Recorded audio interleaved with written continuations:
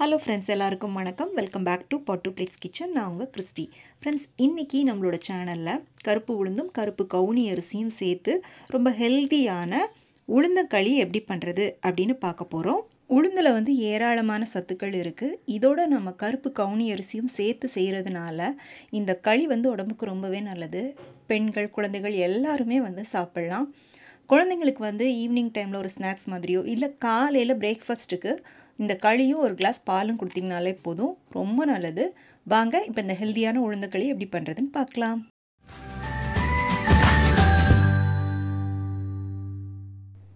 முதல்ல மெஷர்மெண்ட் கப்புக்கு 1 கப் அளவுக்கு தோலோடு இருக்கிற உளுந்து எடுத்துட்டு நம்ம வந்து வெறும் கடாயில் போட்டு வறுத்துக்கலாம். இது வந்து 200 கிராம் அளவுக்கு வருது. நம்ம வந்து இந்த களிக்கு தோலோடு இருக்கிற உளுந்து தான் எடுக்கணும். ஏன்னா calcium, phosphorus, potassium, iron, fibre இந்த தாது சத்துக்கள் எல்லாமே இந்த உளுந்தில் இருக்கிற தோலில் தான் இருக்குது. அதனால் நம்ம இந்த களிக்கு வந்து தோலோடு இருக்கிற உளுந்து எடுத்துக்கிறது தான் நல்லது. இப்போ இதை வந்து நம்ம லைட்டாக வறுத்தா போதும். அந்த உளுந்தில் வந்து நல்லா சூடு ஏறுற வரை வறுத்தா போதும். வறுத்துட்டு நம்ம வந்து இதை வேறு பிளேட்டுக்கு மாற்றி ஆற விட்டுக்கலாம்.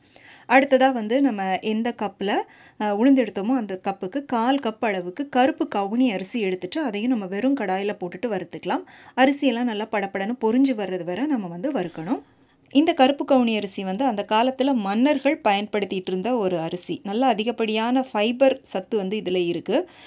நரம்புகளுக்கு வந்து ரொம்பவே நல்லது. அதே மாதிரி மூளையோட செயல்பாட்டுக்கும் ரொம்ப நல்லது. இப்போ இது வந்து பார்த்திங்கன்னா நல்லா படப்படம் பொரிஞ்சு வந்துருச்சு. இதையும் நம்ம வந்து பிளேட்டில் கொட்டி ஆற விட்டுக்கலாம். அடுத்ததாக இது கூட ஒரு 10லேருந்து 15 பாதாம் வந்து ஆப்ஷனல், உங்களுக்கு வேணும்னா சேர்த்துக்கலாம், இல்லைனா நீங்கள் ஸ்கிப் பண்ணிக்கலாம்.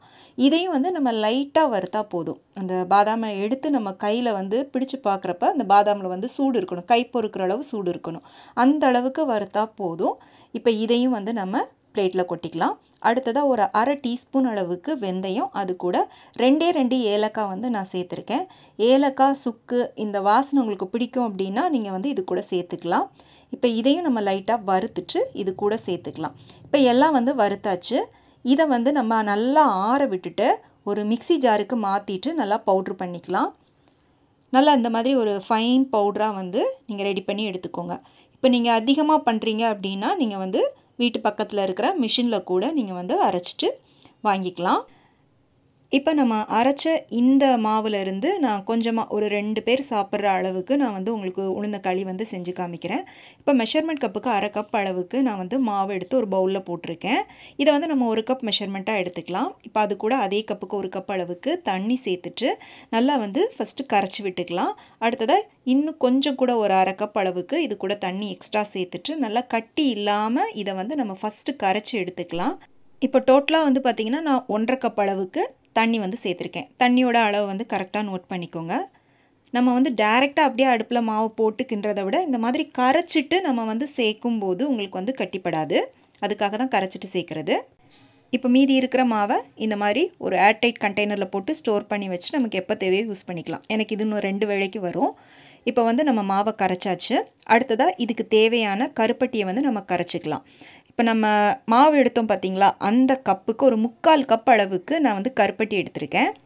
இப்போ இது கூட நம்ம மாவு அளந்த அதே கப்புக்கு ஒரு 1/2 கப் அளவுக்கு நம்ம தண்ணி சேர்த்துட்டு இந்த கருப்பட்டியை வந்து கரைச்சி எடுத்துக்கலாம்.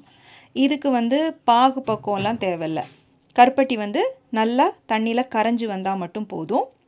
கண்டிப்பாக உளுந்தங்களிக்கு கருப்பட்டி சேர்த்து பண்ணுங்கள், அதுதான் நல்லது. கருப்பட்டியில் அதிகப்படியான அயன் கண்டென்ட் வந்து இருக்குது. இப்போ பார்த்திங்கன்னா கருப்பட்டி நல்லா கரைஞ்சிருச்சு. இப்போ இதை வந்து நம்ம வேற ஒரு பாத்திரத்தில் வடிகட்டி எடுத்துக்கலாம். ஏன்னா கருப்பட்டியில் சின்ன சின்ன பூச்சி, தூசியெல்லாம் இருக்கும். அதனால் கண்டிப்பாக வடிகட்டிக்கோங்க. வடிகட்டிட்டு நம்ம வந்து இதை எந்த பாத்திரத்தில் களி கிண்ட போகிறோமோ அந்த பாத்திரத்துக்கு நம்ம வந்து பாகம் மாற்றிக்கலாம். மாற்றிட்டு நம்ம கரைச்சி வச்சு அந்த மாவையும் இது கூட சேர்த்துக்கலாம். நான் இன்னும் அடுப்பை ஆன் பண்ணலை. நம்ம எல்லாத்தையும் அந்த கருப்பட்டியோடு கரைச்சி விட்டுட்டு அதுக்கப்புறமா தான் வந்து அடுப்பை ஆன் பண்ணணும்.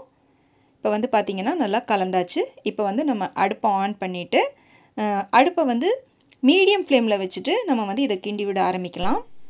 ஏன்னா நம்ம அடுப்பை ஹை ஃப்ளேமில் வச்சு பண்ணோன்னா டக்குன்னு வந்து உங்களுக்கு இது கட்டி ஆகிரும். அதே மாதிரி அடிப்பிடிக்கிறதுக்கும் வாய்ப்பு இருக்குது. அதனால் மீடியம் டு லோ ஃப்ளேம்லேயே வச்சு கைவிடாமல் கிண்டிகிட்டே இருங்க.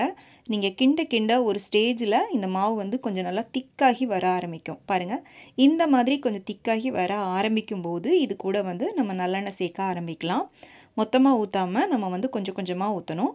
இப்போ நான் 1 டேபிள் ஸ்பூன் அளவுக்கு நல்லெண்ணெய் ஊற்றிருக்கேன். ஊற்றிட்டு நல்லா கிண்டி விட்டுக்கலாம். நீங்கள் நல்லெண்ணெய் ஊற்ற பார்த்தீங்கன்னா நல்லா வந்து நம்ம ஊற்றுற எண்ணெய் எல்லாத்தையுமே இந்த களி வந்து நல்லா உள்ளே இழுத்துக்கும். நல்லெண்ணெய்க்கு பதிலாக நீங்கள் வந்து நெய் கூட சேர்த்துக்கலாம். இப்போ 2வது டேபிள் ஸ்பூன் நல்லெண்ணெயும் நான் வந்து ஊற்றிருக்கேன்.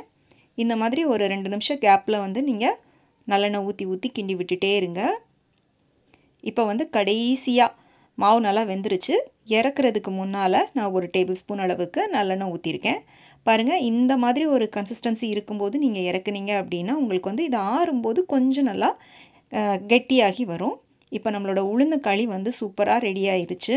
நல்ல ஒரு அல்வா பக்குவத்துக்கு இருக்குது. இதில் வந்து மொத்தம் 3 டேபிள் ஸ்பூன் நல்லெண்ணெய் வந்து சேர்த்துருக்கேன். நீங்கள் பரிமாறும்போது இன்னும் கொஞ்சம் கூட இதில் வந்து நல்லெண்ணெய் சேர்த்து கொடுக்கலாம். உடம்புக்கு அவ்வளோ நல்லது. முக்கியமாக வந்து பெண் குழந்தைகளுக்கு முதுகு வலி, கை கால் வலி, அப்புறம் கர்ப்பப்பை பிரச்சனை இது எதுவுமே வராது. முக்கியமாக ஒவ்வொரு மாதமும் பீரியட்ஸ் டைமில் நம்ம வந்து இந்த களி செஞ்சு சாப்பிட்றது ரொம்ப நல்லது. கண்டிப்பாக இதே பக்குவத்தில் ட்ரை பண்ணி பாருங்கள். செஞ்சு பார்த்துட்டு எப்படி இருந்துச்சுன்னு உங்களுடைய கருத்துக்களை எனக்கு கீழே கமெண்டில் சொல்லுங்கள். ரெசிபி பிடிச்சிருந்தால் லைக் பண்ணிவிட்டு ஃப்ரெண்ட்ஸ் அண்ட் ஃபேமிலிக்கு ஷேர் பண்ணுங்கள். மீண்டும் வேறொரு ரெசிபியோடு சந்திக்கிறேன். நன்றி, வணக்கம்.